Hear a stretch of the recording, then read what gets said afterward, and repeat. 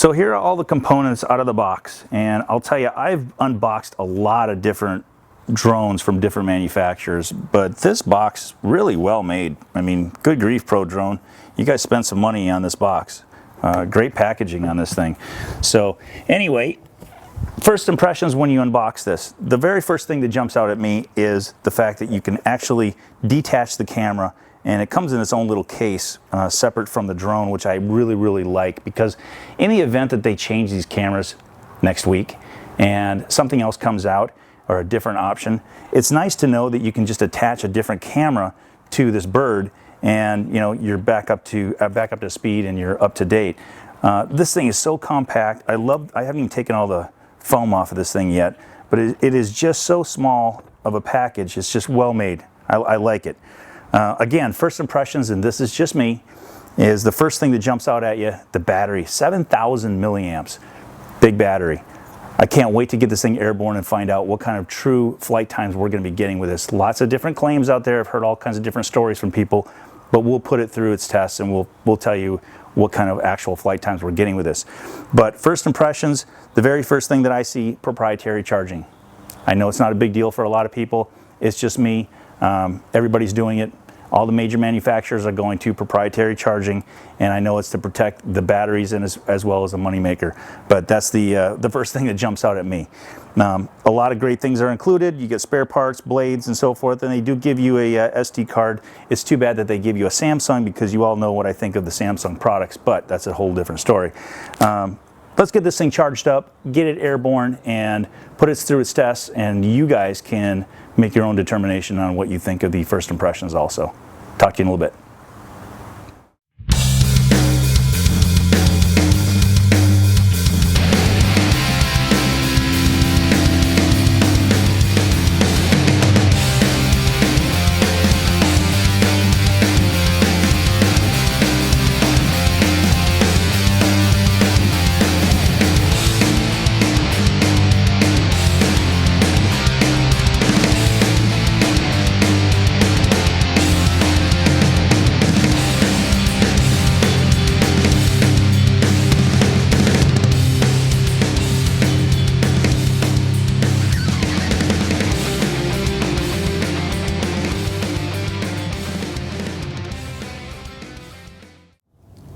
So let's do something a little bit different. Instead of putting it together, let me show you how quickly this thing breaks down and you can put it away.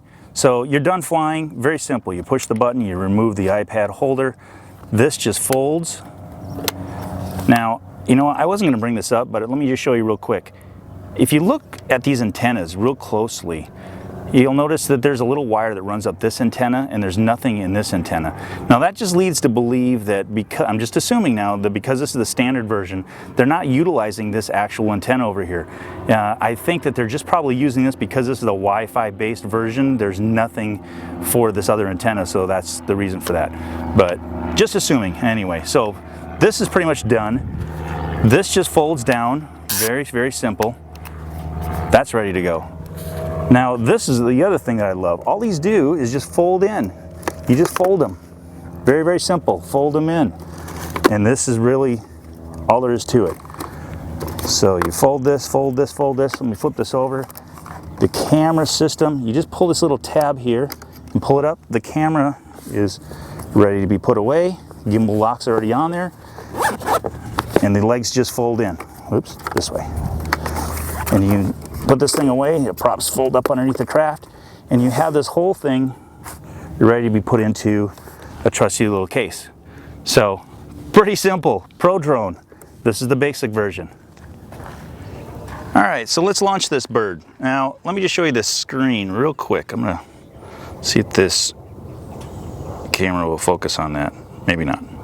Okay, well, anyway, to launch this, very simple. You engage the rotors by bringing both of these in like so, and then you can manually take off, or you can just push the button, take off, and it'll automatically take off. Now I'm going to step back a little ways off camera here so we can show you how this works. Let me back up. We're going to engage the rotors, and I'm going to do the push the button to automatically take off. And she's up. Let me move it away so we don't get that rotor noise. Let me make sure you guys can see that. I don't want to go too far out of the picture here. But this thing, very stable. We're in GPS mode right now. I'll tell you, it is very, very quiet. Now, as far as picture quality, let me see if I can zoom in there. I don't know if the camera's going to focus on that or not.